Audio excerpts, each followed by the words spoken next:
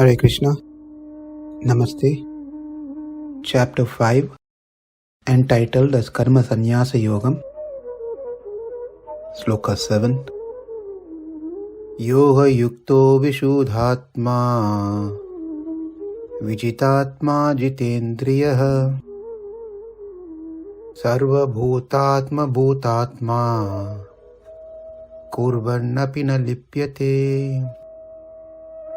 One who performs action in Krishna consciousness, who is a pure soul and who controls his mind and senses, is dear to everyone, and everyone is dear to him because he sees everyone as spirit soul. Such a person, though working, never get entangled. And that's the meaning of the sloka. The connection from the previous sloka that we saw is because Krishna said, Na chiranadi gacchati. That is, the result is not delayed.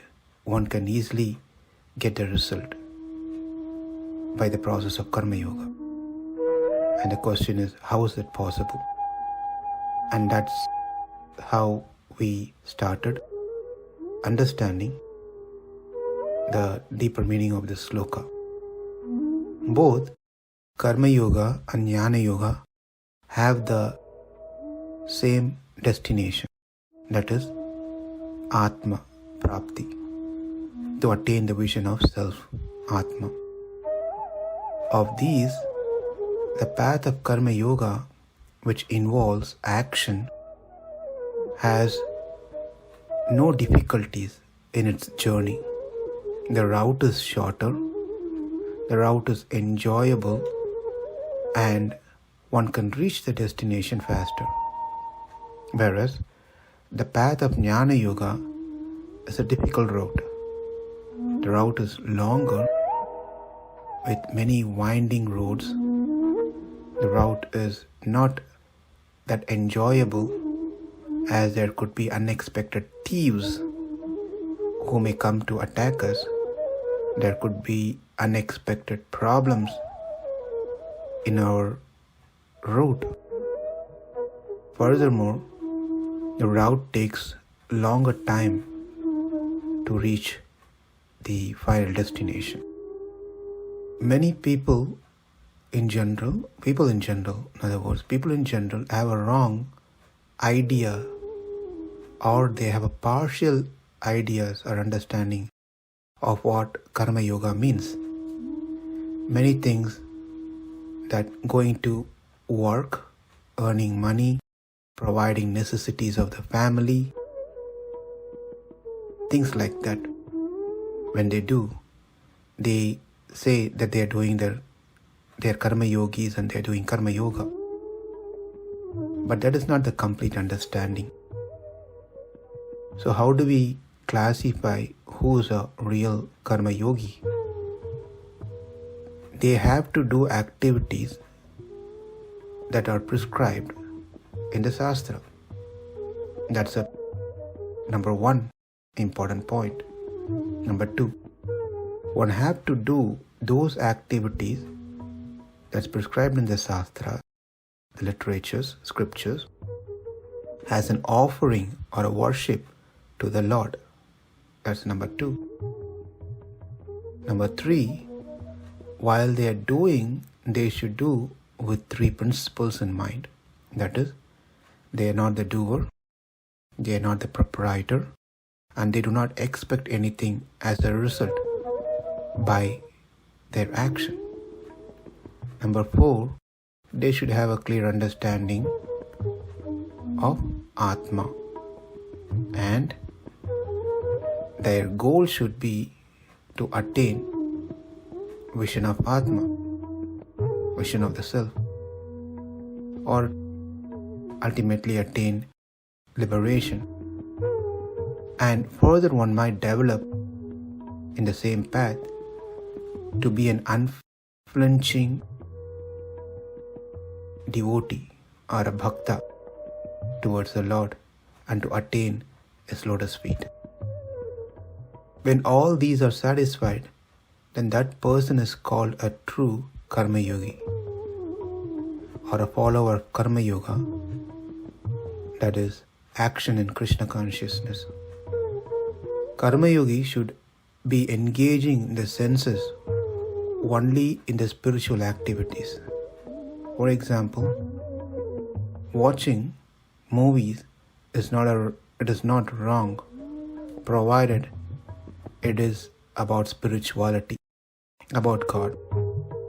Hearing songs or some music is not wrong, provided it is about bhakti, about God. Eating palatable food is not wrong as long as it is a prasad offered to God.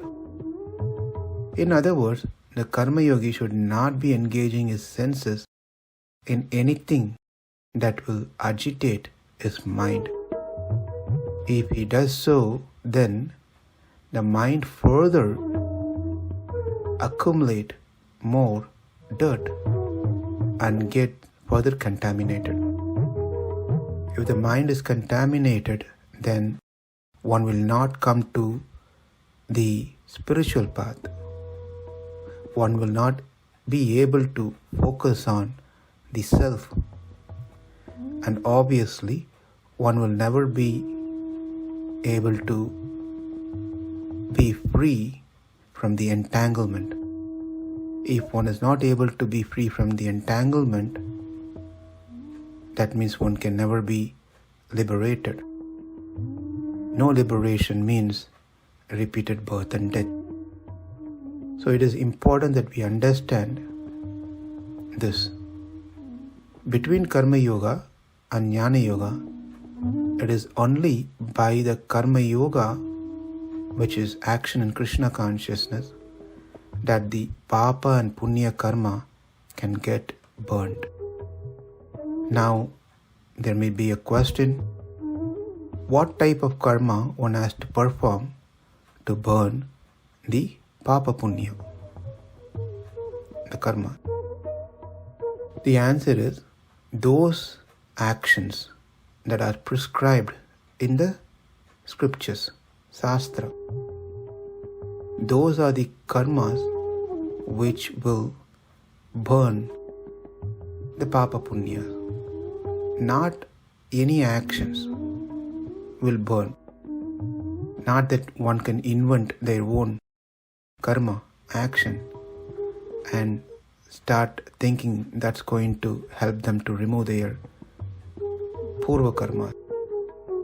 Say if someone stands in a place and start jumping for 20 times for no reason, or a person start rolling on the ground for 5 minutes, those are also considered to be action, karmas. But jumping 20 times or rolling on the ground for 5 minutes will certainly not burn the karmas. Therefore, it is important the karmas, the action that we are performing, should be recommended and suggested in the Shastras, scriptures. That might bring up another follow-up question, that is, will it be sufficient if I just do what is prescribed in the scriptures as a duty? Will that be good enough? Answer is, that's a good start, but that same action has to be taken to the next level, where those actions has to be done for the pleasure of the Lord in the form of aradhana or worship. Namaste. Hare Krishna.